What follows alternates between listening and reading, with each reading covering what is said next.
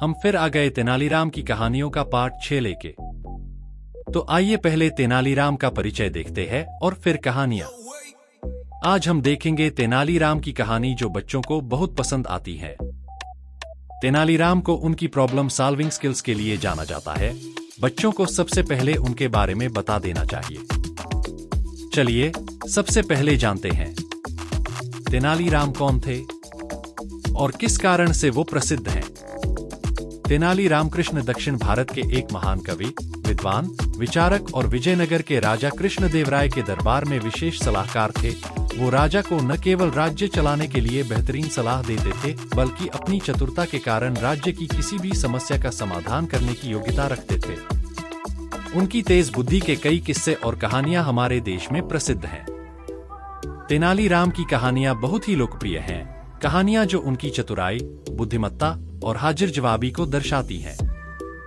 आज हम तेनालीराम की 5 अनोखी कहानियां देखेंगे। पहली कहानी, अंतिम फैसला। एक समय की बात है, बीजापुर नामक देश के सुल्तान इस्माइल आदिल शाह को यह डर सताने लगा था कि राजा कृष्णदेव उस पर हमला करके उसके देश को जीत सकते हैं। सुल्तान ने कई जगह से सुन रखा था कि राजा कृष्णदेव ने अपने साहस और वीरता से कई देशों को जीतकर अपने राज्य में मिला लिया है। इस बारे में सोचते सोचते सुल्तान के दिमाग में यह ख्याल आया कि अगर उसे अपना देश बचाना है तो राजा कृष्णदेव की हत्या करवानी होगी। सुल्तान यह काम तेनालीराम के एक करीबी दोस्त कनकराजू को सौंपता है और उसे भारी इनाम देने का लालच भी देता है। इसके बाद कनकराजू राजा के हत्या की योजना बनाकर तेनालीराम से मिलने पहुंच जाता है। तेनालीराम लंबे समय बाद अपने दोस्त को देखकर खुश होता है और उसका अपने घर में अच्छे से स्वागत करता है। तेनालीराम अपने दोस्त कनकराजू की अच्छी तरह से सेवा करता है। कुछ दिनों के बाद जब तेनालीराम किसी काम से घर से बाहर जाता है तो कनकराजू राज कृष्णदेव के पास तेनालीराम के पास संदेश पहुंचाता है कि अगर आप इस वक्त मेरे घर आएंगे तो मैं आपको अनोखी चीज दिखाऊंगा। ये चीज ऐसी है जिसे आपने कभी नहीं देखा होगा। संदेश पढ़कर राजा तुरंत तेनालीराम के घर पहुंच जाते हैं। घर के अंदर जाते समय राज कृष्णदेव अपने साथ कोई हथियार नहीं लेकर जाते और सिपाहियों को भी बाहर ही रुकने का आदेश देते हैं। राजा के घर में घुसते ही कनकराजू उन पर छुरे से वार कर देता है, लेकिन राजा कृष्णदेव बड़ी ही चतुराई से कनकराजू के वार को रोक देते हैं और अपने सिपाहियों को आवाज लगाते हैं। राजा की आवाज सुनते ही अंगरक्षक वहां पहुंच जाते हैं और कनकराजू को पकड़कर उसकी हत्या कर देते हैं। राजा कृष्णदेव का कानून था कि राजा पर जानलेवा हमला करने वाले को जो आश्रय देता है उसे मृत्युदंड की सजा सुनाई जाती है। इसलिए तेनालीराम को भी मौत की सजा सुनाई जाती है। मृत्युदंड मिलने के बाद तेनालीराम राजा से माफी की गुहार लगाता है, लेकिन राजा कृष्णदेव कहते हैं, तेनालीराम, मैं तुम्हारे लिए राज्य के नियम नहीं बदल सकता। तुमने उस व्यक्ति को अपने घर में रहने दिया जिसने मुझे मरने की कोशिश की थी। इसलिए मैं तुम्हें क्षमा तो नहीं कर सकता, लेकिन तुम्हें किस तरह की मृत्यु चाहिए यह निर्णय मैं तुम पर छोड़ता हूँ। इतना सुनते ही तेनालीराम कहता है, महाराज, मुझे बुढ़ापे की मौत चाहिए। यह सुनकर सभी हैरान हो गए और राजा कृष्णदेव हंसते हुए कहते हैं, तेनालीराम, तुम अपनी समझदारी से फिर बच गए। कहानी से सीख, चाहे जितनी बड़ी मुश्किल की घड़ी हो, लेकिन अगर समझदारी से काम लिया जाए तो हर समस्या का हल निकल सकता है। तेनालीराम ने भी ऐसा ही किया। सामने मौत नजर आते हुए भी उसने दिमाग से काम लिया और अपनी जान बचाई। दूसरी कहानी, अंगूठी चोर। राजा कृष्णदेव राय बहुत ही कीमती आभूषण पहना करते थे, लेकिन उनके सभी आभूषणों में से सबसे प्रिय थी उनकी कीमती रत्न जड़ित अंगूठी।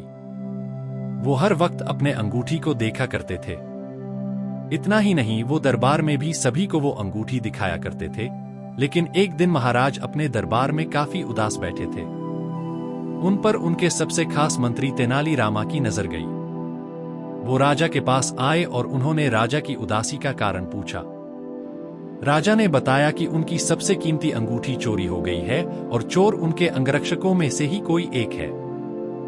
राजा की बात सुनकर तेनालीराम ने तुरंत कहा कि वो जल्द उनके अंगूठी चोर को पकड़ लेंगे।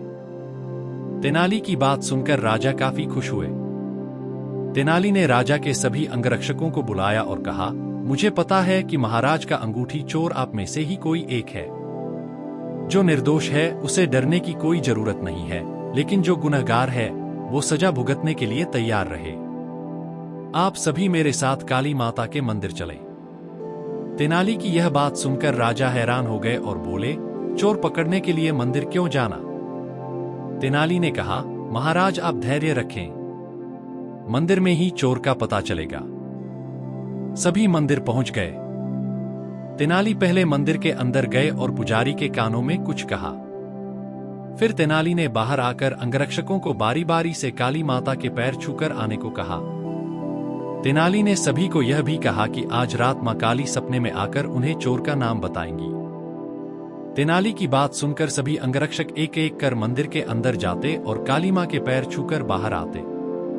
अंगरक्षक जैसे ही बाहर आते तेनाली उनके हाथ सूंघता और उन्हें कतार में खड़ा कर देता। जब सारे अंगरक्षकों ने काली मां के पैर छू लिए तो राजा ने कहा, चोर का पता तो सुबह चलेगा, लेकिन तब तक इनका क्या करें? फिर तुरंत तेनाली राम बोले, नहीं महाराज, चोर का पता चल चुका है। वहां पर मौजूद हर कोई हैरान हो गया। तेनाली ने कहा, 7वें स्थान पर खड़ा अंगरक्षक ही चोर है। यह सुनते ही वो अंगरक्षक भागने लगा, लेकिन तब तक अन्य अंगरक्षकों ने उसे धर दबोचा। वहां मौजूद हर कोई हैरान था कि तेनाली को कैसे पता चला कि यही चोर है। तेनाली ने सबको बताया, मैंने मंदिर में आते ही पुजारी जी से बोलकर काली मां के मूर्ति के चरणों में सुगंधित इत्र लगवा दिया था, जिस कारण जो भी काली मां के पैर छूता सुगंध उसके हाथों पर आ जाती। लेकिन जब उसने 7वें स्थान पर खड़े अंगरक्षक के हाथ सूंघे तो उसमें कोई सुगंध नहीं थी। उसने पकड़े जाने के डर से काली मां के पैर छुए ही नहीं। ऐसे में यह बड़ी आसानी से पता चल गया कि असली चोर वही था। तेनाली की बात सुनकर राजा बहुत खुश हुए और तेनाली को कई सारे उपहार से सम्मानित किया। कहानी से सीख, जो भी कोई व्यक्ति गलत काम करता है उसे उसका फल जरूर मिलता है। बुरे काम करने वाला व्यक्ति कभी नहीं बच पाता है। तीसरी कहानी, जादूगर। एक बार की बात है, राजा कृष्णदेव राय के महल में एक जादूगर आया और तरह तरह के जादू दिखाकर सबका मनोरंजन करने लगा। दरबार में मौजूद हर व्यक्ति उसके जादू को देखकर खुश हो गया। उस जादूगर को अपने जादुई करतब पर बहुत घमंड था। उसने जादू दिखाने के बाद वहां बैठे लोगों को चुनौती दी कि क्या किसी में इतना दम है कि उसे कोई जादू में हरा सके। वहां बैठा हर व्यक्ति चुपचाप एक दूसरे को सिर्फ देखता रहा। कोई भी उस जादूगर की चुनौती स्वीकार करने आगे नहीं आया। दरबार में बैठा तेनालीराम भी इन सभी चीजों को देख रहा था। जब कोई भी व्यक्ति आगे नहीं आया, तब तेनालीराम ने उठकर जादूगर की चुनौती को स्वीकार किया। तेनालीराम ने जादूगर को कहा, जो चीज मैं बंद आंखों से कर सकता हूं, क्या तुम वो खुली आंखों से कर सकोगे? घमंडी जादूगर हंसते हुए कहा, इसमें कौन सी बड़ी बात है, मैं निश्चित खुली आंखों से कर सकता हूं। जादूगर की बात सुनने के बाद तेनालीराम द्वारपाल के पास गया और उसके कानों में कुछ कहा। तेनाली की बात सुनकर द्वारपाल बाहर गया और अपने साथ मुट्ठी भर लाल मिर्च का पाउडर ले आया। फिर तेनाली ने अपनी आंखें बंद की और अपने आंखों पर मिर्च का पाउडर डालने लगा। मिर्च डालते वक्त तेनाली मंद मंद मुस्कुराता भी रहा। फिर थोड़ी देर बाद तेनाली ने अपनी बंद आंखों को धोया और आंखें खोलने के बाद जादूगर की तरफ देखकर बोला, अब आपको यह खुली आंखों से करना है। जादूगर ने अपनी हार मान ली और वो वहां से सिर झुकाकर चला गया। महाराज समेत दरबार में बैठा हर व्यक्ति तेनाली से खुश हो गया। महाराज ने खुश होकर तेनाली को कई उपहार भी भेंट में दिए। कहानी से सीख, कभी भी अपने प्रतिभा पर घमंड नहीं करना चाहिए। व्यक्ति का अहंकार हमेशा उसे हराता है। चौथी कहानी, पड़ोसी राजा। तेनालीराम को राज कृष्णदेव राय के दरबार में विशेष सम्मान हासिल था, इसलिए उनसे जलने वालों की राजमहल में कमी न थी। एक समय की बात है, विजयनगर राज्य के हालात अच्छे न थे। राज्य पर पड़ोसी देश के हमला करने का खतरा मंडरा रहा था। ऐसे समय में एक दरबारी ने सोचा कि महाराज को तेनालीराम के खिलाफ भड़काने का यह सबसे अच्छा मौका है। एक दिन महाराज कृष्णदेव राय अपने बाग में बैठे कुछ सोच रहे थे कि तभी वहां एक कुटिल दरबारी पहुंच गया। उसने राजा से कहा कि महाराज, अगर आप गुस्सा न करें तो आपको एक बात बताना चाहता हूं। राजा बोले, निडर होकर बोलो। दरबारी बोला कि आप जानते नहीं, लेकिन तेनालीराम पड़ोसी राज्य से मिला हुआ है। वो समय समय पर राज दरबार की गुप्त बातें पड़ोसी देश के राजा को देता रहता है। यह सुनते ही महाराज गुस्से से आग बबूला हो गए और बोले, मूर्ख, तेनालीराम के बारे में ऐसी बात करते हुए तुम्हें शर्म आनी चाहिए। वो विजयनगर का सबसे वफादार नागरिक है और देशभक्त भी है। इस पर दरबारी बोला, यह झूठ है महाराज, उसने आपकी आंखों पर पट्टी बांध रखी है, इसलिए आपको उसकी कोई चालबाजी दिखाई नहीं देती है। लेकिन मुझे पक्की खबर मिली है। दरबारी के इतने विश्वास के साथ कहने पर राजा को भी थोड़ा थोड़ा तेनालीराम पर शक होने लगा। राजा ने तुरंत तेनालीराम को अपने द्वार में बुलाया और उससे पूछा कि क्या तुम पड़ोसी देश के राजा के गुप्तचर हो? तेनालीराम को महाराजा से इस सवाल की उम्मीद न थी। तेनालीराम इसका जवाब न दे सके और रोने लगे। राजा ने कहा, तुम्हारी चुप्पी का मतलब यह है कि जो हमने सुना वो सच है? तेनालीराम बोले, महाराज, मैं आपसे क्या कह सकता हूं? आप मुझे अच्छी तरह जानते हैं, इसलिए आप जो चाहे निर्णय ले सकते हैं। यह बात सुनकर महाराज कृष्णदेव गुस्से लाल हो गए और बोले, जाओ, जिस राजा की चापलूसी करते हो उसी के साथ रहो। विजयनगर राज्य तुम्हें छोड़ना होगा। राजा के मुंह से ऐसे कठोर वचन सुनकर तेनालीराम वहां से चल दिए।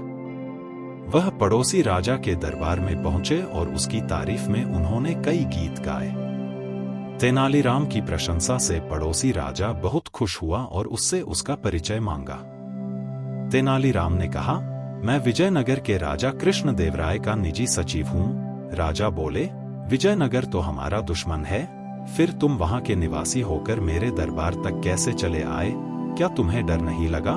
तेनालीराम बोले, आप हमें दुश्मन मानते हैं, जबकि हमारे राजा आपको दोस्त मानते हैं। पड़ोसी राजा ने चौंक कर पूछा, लेकिन हमारे दरबारी तो कहते हैं कि कृष्णदेव राय हमें दुश्मन मानते हैं। तेनालीराम बोले, विजयनगर के दरबारी भी राजा को ऐसे ही भड़काते हैं, लेकिन हमारे राजा उनकी बातों में नहीं आते। वो तो आपकी तारीफ करते हैं। उनका कहना है कि पड़ोसी से दुश्मनी रखना कोई अच्छी बात नहीं है। पड़ोसी देश के राजा को तेनालीराम की बातें अच्छी लगी। वो बोले, कहते तो तुम ठीक हो, लेकिन हम तुम्हारी बात कैसे मान लें? तेनालीराम बोले, मैं खुद उनका निजी सचिव हूं और उन्होंने मुझे शांति प्रस्ताव लेकर भेजा है। पड़ोसी राजा को तेनालीराम की बात पर यकीन हो गया और बोले, तो अब हमें आगे क्या करने चाहिए? तेनालीराम ने सलाह दी कि एक संधिपत्र और कुछ उपहार विजयनगर राज्य पहुंचाएं और आगे बढ़कर विजयनगर से मित्रता स्वीकार करें। राजा को तेनालीराम का सुझाव बहुत पसंद आया। उन्होंने उपहारों की तैयारी शुरू करवा दी। उधर राजा कृष्णदेव को तेनालीराम की बेगुनाही का पता चल गया था और वो अपने व्यवहार पर बहुत पछता रहे थे। अगले दिन उन्होंने देखा कि दरबार में तेनालीराम और पड़ोसी राजा के दूत संधि का प्रस्ताव लेकर हाजिर थे। उनके साथ बहुत से उपहार भी थे। राजा ने तेनालीराम को प्रेम पूर्वक देखा। उन्हें मन ही मन विश्वास हो गया था कि दुश्मनी को दोस्ती में बदलने का काम सिर्फ तेनालीराम ही कर सकता है। कहानी से सीख। इस कहानी से हमें यही सीख मिलती है कि ईमानदारी का परिणाम एक न एक दिन जरूर मिलता है। साथ ही किसी की भी बात पर आंखें बंद करके भरोसा नहीं करना चाहिए। ऐसा करने से हमेशा खुद का ही नुकसान होता है। पांचवी कहानी, शिल्पी की अद्भुत मांग। विजयनगर के महाराज कृष्णदेव हर बार तेनालीराम की सूझबूझ से दंग रह जाते थे। इस बार भी तेनालीराम ने महाराज को हैरान कर दिया। दरअसल एक बार महाराज कृष्णदेव पड़ोस के राज्य पर जीत हासिल करके विजयनगर लौटे और उन्होंने उत्सव मनाने की घोषणा कर दी। पूरे नगर को ऐसे सजाया गया जैसे कोई बड़ा त्योहार हो। अपनी इस जीत को यादगार बनाने के लिए महाराज कृष्णदेव के मन में विचार आया कि क्यों न नगर में विजय स्तंभ बनवाया जाए। स्तंभ बनाने के लिए महाराज ने राज्य के सबसे हुनरमंद शिल्पकार को तुरंत बुलवाया और उसे काम सौंप दिया। महाराज के आदेशानुसार शिल्पी भी अपने काम में जुट गया और कई हफ्तों तक दिन रात एक करके उसने विजय स्तंभ का काम पूरा किया। जैसे ही विजय स्तंभ बनकर तैयार हुआ तो महाराज समेत दरबारी व नगरवासी शिल्पकार की कला को देखकर उसके कायल हो गए। शिल्पी की कारीगरी से प्रसन्न होकर महाराज ने उसे दरबार में बुलाया और इनाम मांगने को कहा। उनकी बात सुनकर शिल्पकार ने कहा, हे महाराज, आपको मेरा काम पसंद आया, मेरे लिए यही सबसे बड़ा इनाम है। आप बस अपनी कृपा मुझ पर बनाए रखिएगा। शिल्पकार का जवाब सुनकर महाराज को खुशी हुई, लेकिन उन्होंने जिद पकड़ ली कि वह शिल्पी को कोई न कोई इनाम जरूर देंगे। महाराज ने शिल्पी को कहा कि उसे कोई न कोई इनाम मांगना ही होगा। महाराज की इच्छा को जानने के बाद दरबार में मौजूद अन्य दरबारी शिल्पकार से कहने लगे कि महाराज खुले मन से तुम्हें कुछ देना चाह रहे हैं, तुम जल्दी से मांग लो। शिल्पकार अपनी कला में माहिर होने के साथ ही स्वाभिमानी और बुद्धिमान भी था। शिल्पी को लगा कि अगर वह कुछ नहीं मांगता तो महाराज नाराज हो सकते हैं। अगर वह कुछ लेता है तो वह उसके स्वाभिमान और उसूलों के खिलाफ होगा। ऐसे में कुछ देर सोचने के बाद शिल्पकार ने साथ लाए अपने औजारों का झोला खाली किया और खाली झोले को महाराज की तरफ बढ़ाते हुए कहा कि इनाम स्वरूप इस झोले को दुनिया की सबसे बहुमूल्य वस्तु भर दीजिए। शिल्पी की बात सुनकर महाराज सोच में पड़ गए कि ऐसी कौन सी वस्तु है जो सबसे बहुमूल्य है। काफी देर तक सोचने के बाद महाराज ने दरबार में मौजूद राजपुरोहित व सेनापति समेत अन्य दरबारियों से इसका जवाब मांगा। घंटों सोचने के बाद भी शिल्पी को क्या दिया जाए, इसका उत्तर किसी को समझ नहीं आया।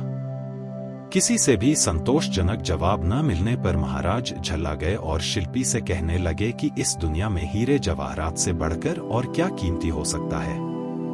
चलो, मैं तुम्हारा ये झोला उसी से भर देता हूँ। महाराज की बात सुनकर शिल्पी ने इनकार में सिर हिलाते हुए कहा, नहीं महाराज, हीरे जवाहरात इस दुनिया में सबसे कीमती नहीं है, मैं वो कैसे ले सकता हूं। संयोगवश उस दिन तेनालीराम दरबार में मौजूद नहीं थे। किसी से भी समस्या का समाधान न मिलने पर महाराज ने तुरंत तेनालीराम को बुलाने का आदेश दिया। महाराज का संदेश मिलते ही तेनालीराम तुरंत दरबार की ओर निकल पड़े। रास्ते में ही सेवक ने तेनालीराम को महाराज की चिंता का कारण बता दिया। दरबार पहुंचते ही तेनालीराम ने सबसे पहले महाराज को प्रणाम किया और फिर सभा में मौजूद अन्य लोगों का अभिवादन किया। महाराज की व्याकुलता को देखते हुए तेनालीराम ने सभा में ऊंची आवाज में कहा, जिसे भी सभा में दुनिया की सबसे बहुमूल्य वस्तु चाहिए वह सामने आए। तेनालीराम की बात सुनकर शिल्पी आगे आया और अपना खाली झोला तेनालीराम की ओर बढ़ा दिया। शिल्पकार से झोला लेकर तेनालीराम ने उसके मुंह को खोला और हवा में 3 से 4 बार ऊपर नीचे हिलाकर थैले के मुंह को बांध दिया। इसके बाद तेनालीराम ने झोला शिल्पी की ओर बढ़ाते हुए कहा कि अब आप यह झोला ले सकते हैं, क्योंकि मैंने इसमें दुनिया की सबसे कीमती वस्तु भर दी है। शिल्पकार ने भी झोला थामते हुए तेनालीराम को प्रणाम किया और फिर महाराज से अनुमति लेते हुए औजार उठाकर सभा से चला गया। यह दृश्य देखकर सभा में मौजूद सभी लोग अचंभित रह गए। महाराज ने उत्सुकता जताते हुए तेनालीराम से पूछा कि शिल्पी को खाली झोला देने के बावजूद भी वह बिना कुछ कहे ही क्यों चला गया। इससे पहले उसने हीरे जवाहरात जैसे कीमती सामान को बहुमूल्य मानने से इनकार कर दिया था। महाराज की उत्सुकता व दरबारियों के चेहरे पर प्रश्न चिन्ह को देखते हुए तेनालीराम ने कहा, हे महाराज, वह झोला खाली बिल्कुल भी नहीं था, क्योंकि उसमें दुनिया की सबसे बहुमूल्य वस्तु यानी हवा भरी हुई थी। इस दुनिया में हवा से कीमती और क्या हो सकता है, जिसके बिना हम जीवित नहीं रह सकते। तेनालीराम का जवाब सुनकर महाराज खुश हो हुए और उसकी पीठ थपथपाने लगे। तेनालीराम की बुद्धिमता से प्रसन्न होकर महाराज ने उसे इनाम स्वरूप अपने गले से एक कीमती मोतियों की माला निकालकर पहना दी। कहानी से सीख। इस कहानी से दो सीख मिलती है। पहली यह कि धन से स्वाभिमान नहीं खरीदा जा सकता। दूसरी यह कि दुनिया में सबसे कीमती हवा है जिसका मूल्य कोई नहीं चुका सकता। हमें यह मुफ्त मिलती है, इसलिए हम इससे कीमती दौलत को समझ लेते हैं।